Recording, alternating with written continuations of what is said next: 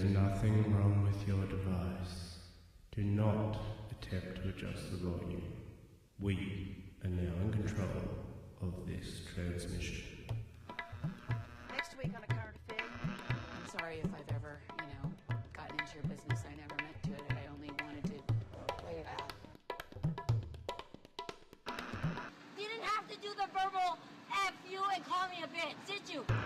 He's taking his clothes off. Oh my God! Don't accuse my dad of this ever again. What are you talking Jim about? Hall! Jim Hall! Owns United! I don't care who owns what. Yeah. You are weird. Yes, you're a weird You don't even know. motherfucker. You don't even know who better you not are. be a snitch, because I'll tell fucking Oh, I'm a Carl snitch. Benchmark. What's the day on that? I'll have to plead guilty if I gotta work. Can't take the court, take the day off. Goddamn asshole! She's acting like she's the queen and we're the sorry. First of all, you're throwing too many big words at me. Okay, now, because I don't understand them, I'm going to take them as disrespect. Welcome to the weird. God, you're weird, aren't you? I mean, you're really weird. Brother Harry, I invite you to a little entertainment for madmen only, and one price only, your mind. Are you ready? For the next 30 minutes, sit quietly, and we will control all that you hear. We repeat, there is nothing wrong with your device.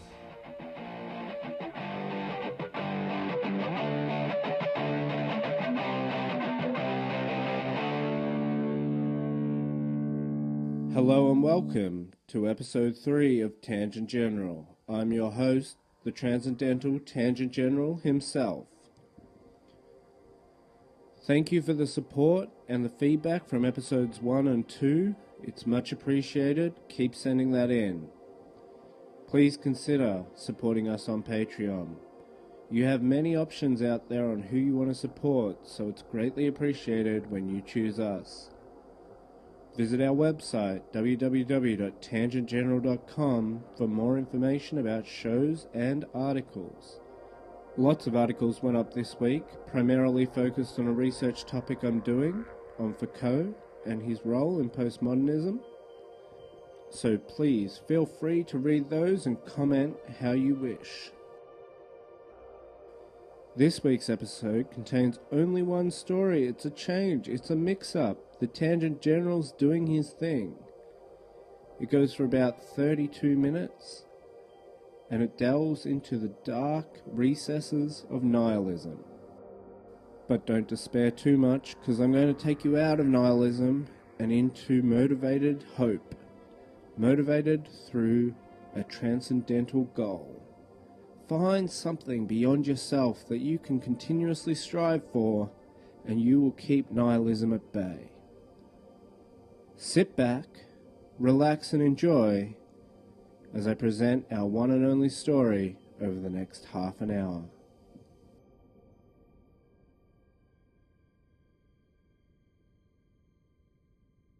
Life's a bitch, and then you die. 16th, we're back in 16th century Italy, right? And there was this lady, she was unmarried, which was a great sin. We were in the days of the Inquisition, and there was this lady called Camilla, and she was unmarried and she has a child, and the child was born a cripple. The child's name's Hooky. The cripple's got a hunchback, like the Hunchback of Notre Dame. But anyway, she takes in washing and she does people's laundry and she works to her fingers to the bone to bring up this cripple. But because he was a cripple, he was never allowed into church, and because they thought it was bad luck. And she named the cripple Hooky. And every day, Hooky the cripple used to walk down the main street of Castelmanieri, Italy, right? Walk down the main street. And every day he used to have to pass Manuelo the butcher. Now Manuelo the butcher was a big merchant, and he had relatives in the Vatican, he had relatives who were members of the Inquisition, he had uncles that were cardinals, he had all this sort of stuff, you know. He was a very wealthy merchant, and he had butcher shops all over the Kingdom of Italy, in the Kingdom of Naples, in the Kingdom of Verona. He had butcher shops in Sicily, he had everything, you know. And every day he would rush out of his butcher shop and he'd say, "Hooky! I'ma tell you, you know, mate, you know walking past my butcher shop. You dirty rotten cripple." And he'd kick Hooky into the gutter, he'd kick him into the mud, he'd spit on him, and he'd, "Hey, you dirty rotten cripple." And Hooky just used to cop it sweet, you know, because he used to go down every day the main street to help the fishermen mend their nets. Trying to be a good boy. He tried to be a good boy. Every day, work his fingers to the bone to help put food on the table for his poor mother. And every night he'd come home and complain. "Oh, Mama, oh, Manuelo the butcher. He kicked me, he hurt me, he spit on me, he called me cripple. He said I should have been drowned at birth." And his mother used to say to him, "Hooky, you can't do nothing to Manuelo. Manuelo is too powerful. You must turn the other cheek. You know, like Jesus, turn the other cheek. That's all you gotta do." So every day, Hooky the cripple would walk down the main street. Like this. Manuelo the butcher would come out. "Hooky, you dirty cripple. You filthy, rotten cripple. Every day you fucking walk past my butcher shop. You bring bad luck onto me. You bring bad luck onto my customer. Pay you fucking dog. Fucking kick him in the fucking gut and you belt him in the fucking head all the time. Fucking crack." Right? And every night Hooky would come home and complain, of course. "Oh, Mama, oh." She wasn't much fucking help, right?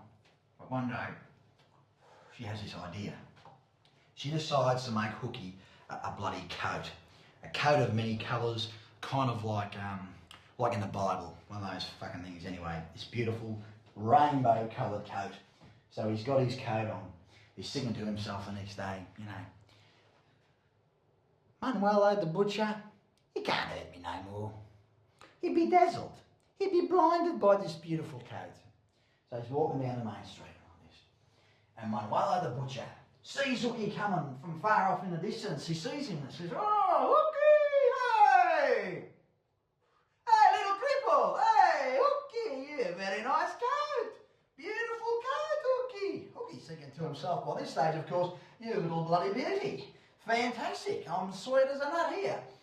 Man, very nice coat, give me a look at your coat." Fucking bash! Hey? Yeah! Fucking kick him in the head and fucking smash him in the head and pull him into the gutter, put mud all over him and smear him with mud and all sorts of shit, right? And this went on every fucking day. For days, for weeks, for months. Hooky the cripple couldn't even walk down the main street where he bloody lived without getting bloody kicked and bashed and spat on by fucking Manuelo the butcher. Right? So anyway, time goes on and Hooky, he turns 21.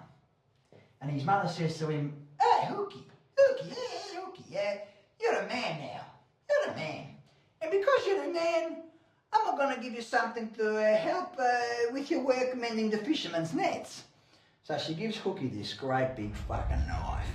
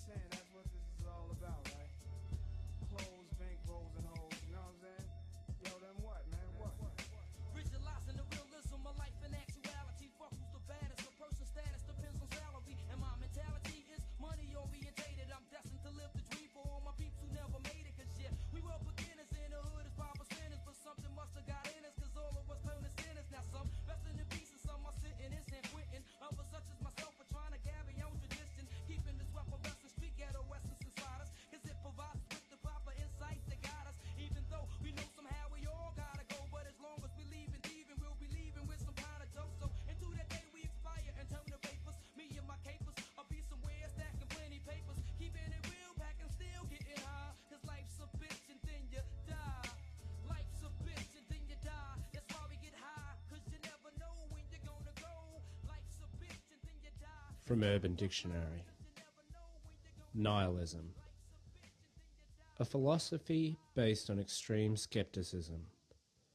In its more basic form, which is referred to as epistemological nihilism, it denies the possibility of knowledge of truth.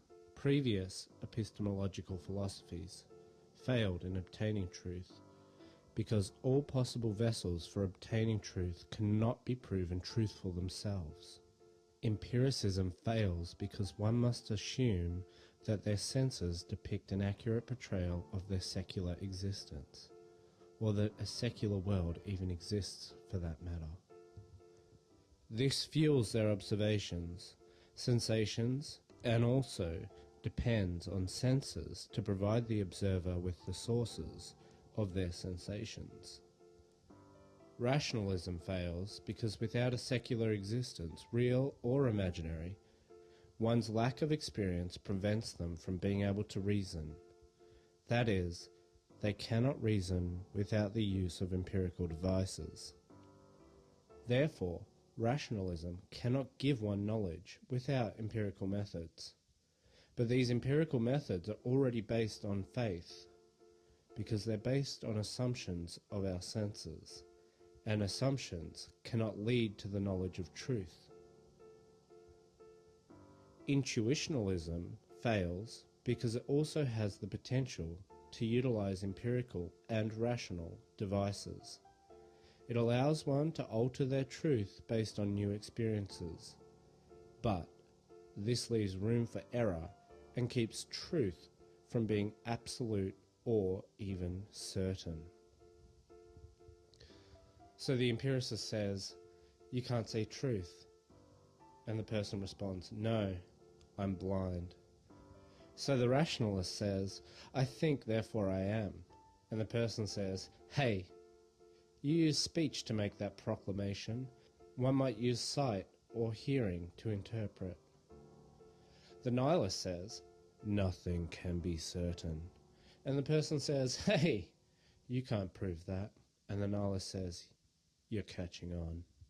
You see this in postmodernism, for example. It's an unbelievably nihilistic philosophy because it claims that all meaning, for example, is reducible to motivations of power, which is like intellectually simplistic beyond belief. And it comes straight out of like 1950s Marxism. And you know, it's pretty much permeated the humanities and the study of literature at universities all over North America. It's sick beyond belief to teach young people that all meaning is relative. It's the last thing you guys need to hear when you're like 20. And the reason that people teach it is because they're more afraid that things might have meaning than they are afraid that things might not. Because you might ask yourself, well, here's two options. One is, it doesn't bloody well matter what you do. Who the hell cares? Who's going to know in 1,000 years? And everything's relative.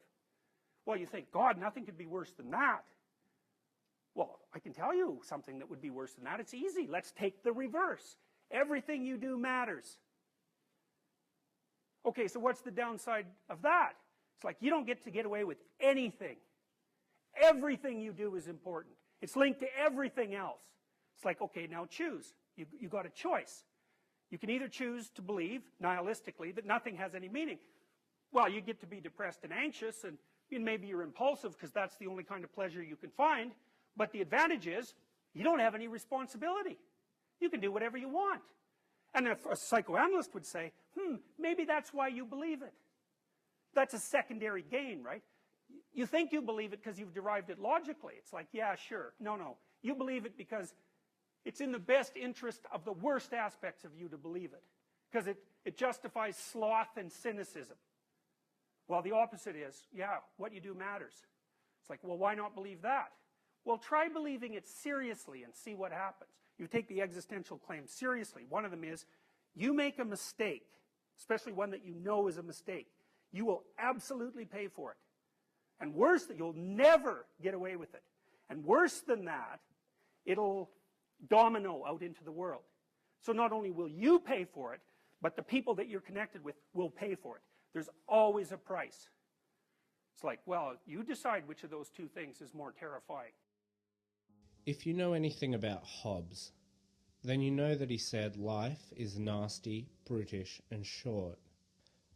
I feel totally overwhelmed by the desire to discuss ideas such as death, life, being, meaning, and ways to act in the world. These seem to be the broadest categories from which I can derive things like philosophy, culture, and sociology from. This process of writing scripts and producing a podcast and developing a story for the purpose of entertaining you has not been an easy one so far, and probably won't get too much easier as we progress. The title of this story is Life's a Bitch and Then You Die. It's a slogan that I heard a lot as a kid growing up, probably more so as a teenager though, because when I was a child it would have been moderated to something like, "You need to learn that life's not fair." Nonetheless, with a title like Life's a Bitch and Then You Die, where do I take it? Where do you expect me to take it? Let's start with the last bit, and then you die. Death is a huge vector in this conversation. The very awareness of death in and of itself pushes the limits of comprehension. Ask yourself, what do you actually know about death itself? You probably don't know a whole heap. It's a space where faith is required. Death in itself, people close to you dying, knowing that you are going to die, this can cause a sense of meaninglessness. It can, however, also produce a sense of the need to establish a legacy. So I jump ship in Hong Kong, and I make my way over to Tibet, and I get on as a looper at a course over there in Himalayas. A looper? A looper. You know, a caddy, a looper. Jack. So I tell him I'm a pro Jack. And who do you think they give me? The Dalai Lama himself. The 12th son of the Lama. The flowing robes, the grace, bald. Striking. So I'm on a first tee with him. I give him the driver. He hauls off and whacks one. Big hitter, the Lama. Long. Into a 10,000-foot crevice right at the base of this glacier. Do you know what the Lama says? No. Gunga Galunga. Gunga Gunga La Gunga. So we finish 18, and he's gonna stiff me. And I say, "Hey, Lama, hey, how about a little something, you know, for the effort, you know?" And he says, "Oh, there won't be any money. But when you die, on your deathbed, you will receive total consciousness." So I got that going for me, which is nice.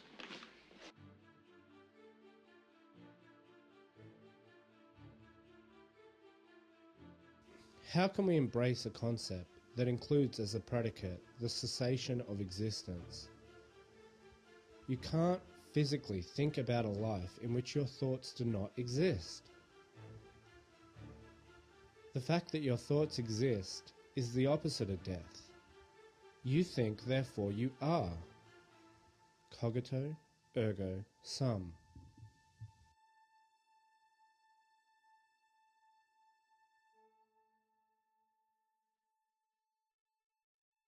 Or perhaps sum, ergo, cogito. Or better still again, you act, therefore you are. And sometimes you think about the fact that you act, and you become aware of your capacity to act, and therefore you are. To be or not to be? That is the question. What does this have to do with Hobbes? Death? If it's death, then it's also being alive. So it's being alive in an existence where life is a bitch and death is inevitable. There is a nice symmetry between life being nasty, brutish and short and the idea of life being extraordinarily difficult. Hobbes suggested then that we need civilization to prevent the harsh reality of nature being too much of a bitch. What are the attributes of a bitch? When you equate a square root in mathematics, you get an answer that is simultaneously positive and negative. For example, the square root of 4 is both negative 2 and positive 2. This is because, when using the multiplication operator, the negative multiplied by the negative produces a positive.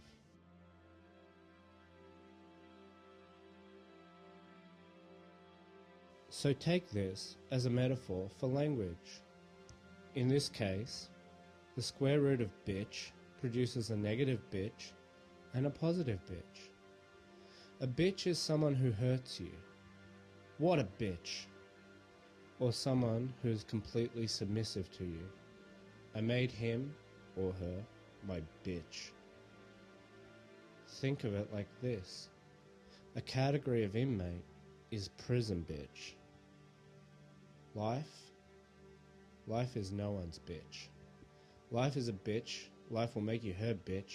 If life is a bitch, then we are the children of a bitch, and therefore I am a son of a bitch.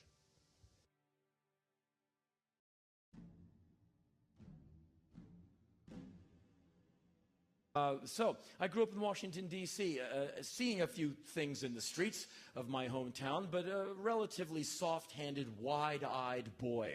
And so I left Washington, D.C. into the world of Black Flag, the band, and I got America 101 right in the teeth. And the first American tour I did, I started off as one thing. By the time the tour came to an end, I was quite another thing. It's like, wow, I'm 20 years old, and I saw a guy get stabbed. I have had cops plant drugs on me. I've been surveilled. I've been wiretapped. I've had religious groups protest my shows. I've had cops pull me out of the van and accuse me of doing all manner of satanic and illegal things. I have been terrified. I've been in fights. I've seen blood. I've seen desperation. And people I've met in Los Angeles are now dead. I started meeting people who would soon die of overdosing on heroin and crystal meth, suicide, and all kinds of misadventure. And so I started becoming some kind of jaded guy who, like, I know death. And it was a weird thing to be like 20-something years old and like, not everyone's going to make it. And not even trying to be macho about it, just like that was my reality.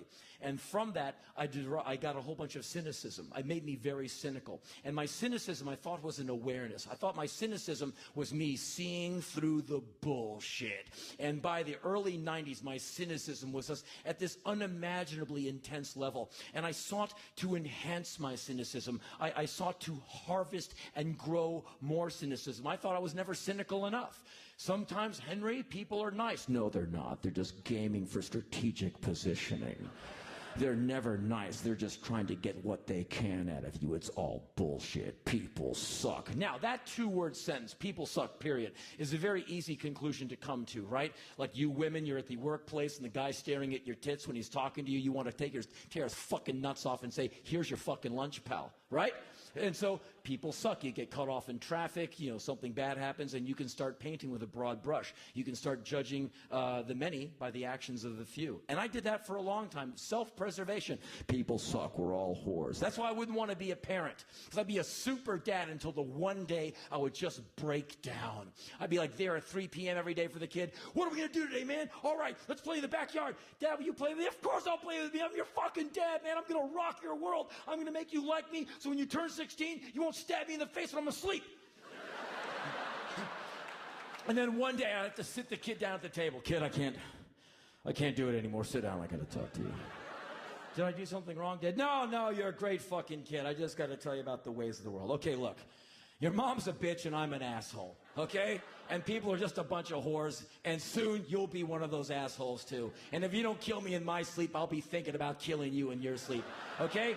And soon I'll be duct taping you to a folding chair in the basement playing Led Zeppelin 4 to you all weekend so you get your shit straight. But until then, just know that your dad is fucked, and that's what you're gonna get. You're gonna inherit my fuckness. Now go outside and score some street drugs. Get the fuck out of here. Dad wants to download some fucking internet porn. And so, parenting is out of the question for me. And so when my cynicism was reaching these unimaginable levels, like,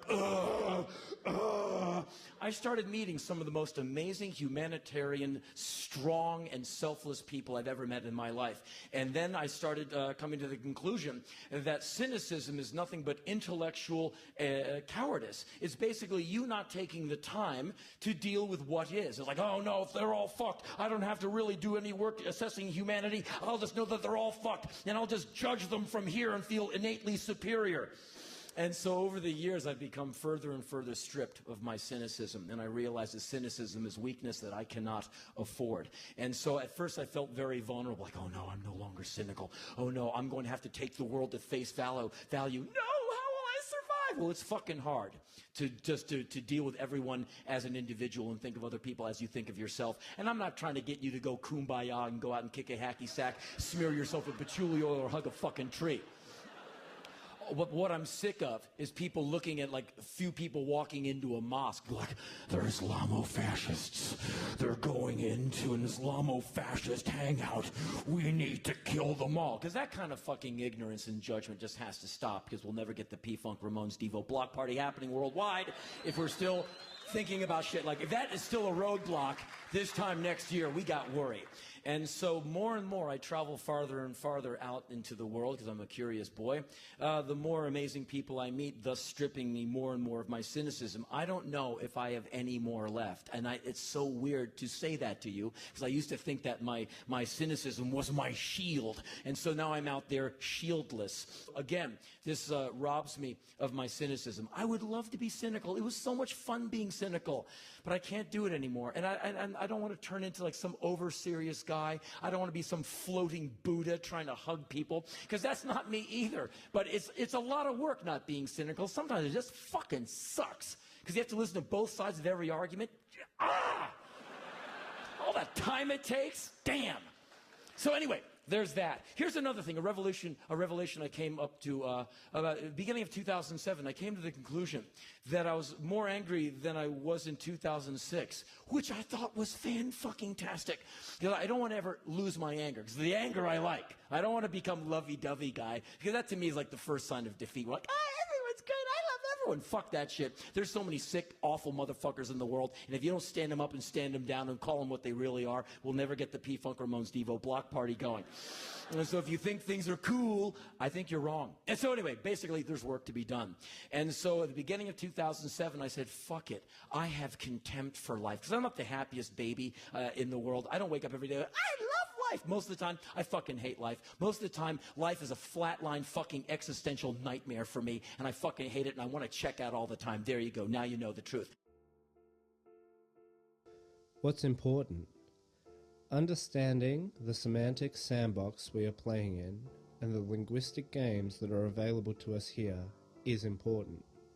I've taken us into this sandbox to try and understand the sentiment of life's a bitch and then you die.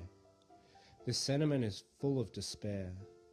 So the term bitch in this context emerges from resentment. It's a projection of our own failings upon the bearer of bad news. Bitch, then, is not an outward cry against life. It's an inward plea for a chance to compete. Let's go further, though. Bitch has a female connotation. The male equivalent would be dick. A bitch is bossy. A bitch always has the last word in the argument. It always has the first say in the order of events.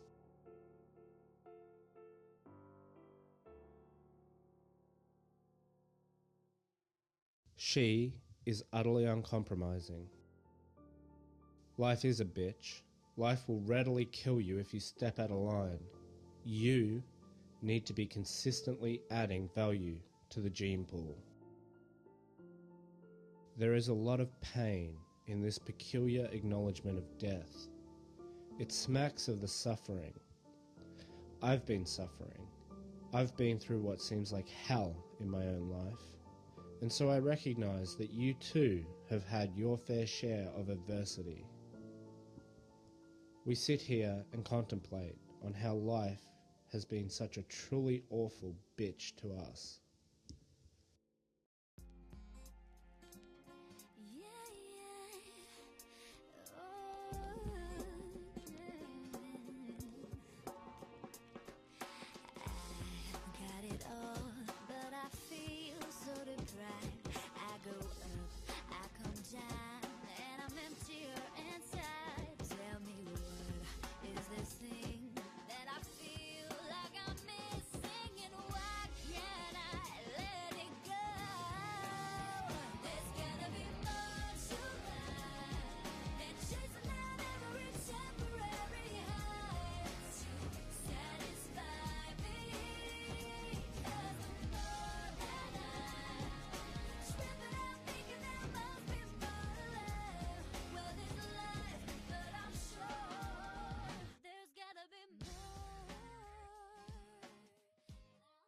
Our job, however, is to find hope amongst the cynicism. We know that we are going to feel hopelessness in our lives. We know that we will suffer. But we know that without suffering, there can be no hope. We need to search out that hope and cling tightly to it with both hands. Nihilism gets us nowhere. Nihilism is just yet another vicious tool that is used to extract any sense of responsibility we may be sensitive to. Fight nihilism. Because there is a positive side to life as well. Life can boost you up like you wouldn't believe when you align yourself and your goals to her will. I say, find a transcendent goal. Become inspired by it. If life is a bitch and then you die is just a default state of nihilism, then a transcendental goal that you can continuously strive towards becomes a form of stability. When you wish upon a star, you receive a rock. This is a rock you can build your house on. It is a position from which you can develop strength and even a powerful set of coping mechanisms. Coping mechanisms you can use to deal with the stress of life and keep the despondence of nihilism at bay. So life may be a bitch, but what are you going to do about it? There was a young man who, he wanted to make a lot of money, and so he went to this guru, right? And he told the guru, I want to be on the same level you're on. And so the guru said, if you want to be on the same level I'm on, I'll meet you tomorrow at the beach.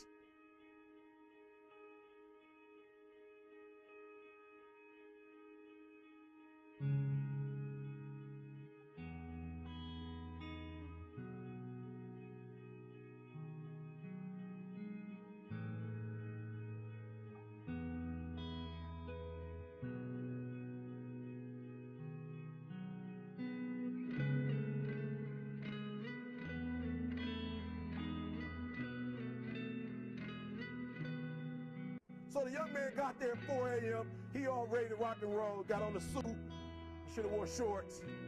The old man grabs his hand and said, how bad do you want to be successful? He said, real bad. He said, walk on out in the water. So he walks out into the water. Watch this. When he walks out into the water, it goes waist deep. So he like, this guy crazy.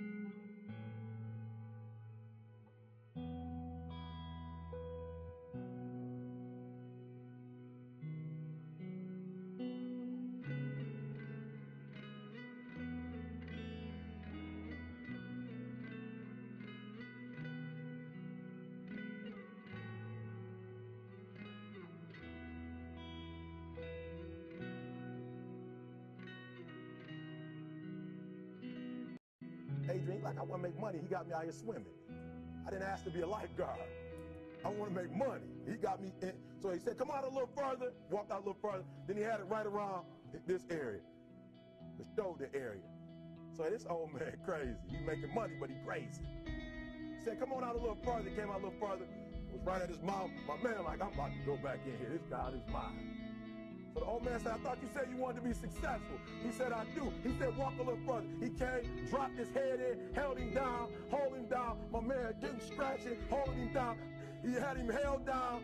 Just before my man was about to pass out, he raised him up.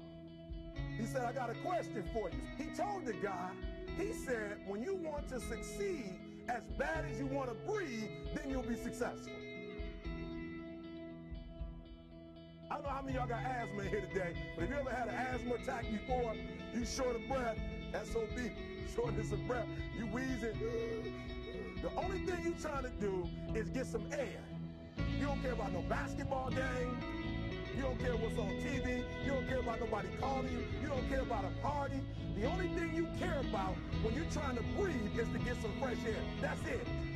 And when you get to the point where all you want to do is be successful as bad as you want to breathe, then you'll be successful. And I'm here to tell you, number one, that most of you say you want to be successful, but you don't want it bad. You just kind of want it. You don't want it badder than you want to party. You don't want it as much as you want to be cool. Most of you don't want success as much as you want to sleep. Some of you love sleep more than you love success.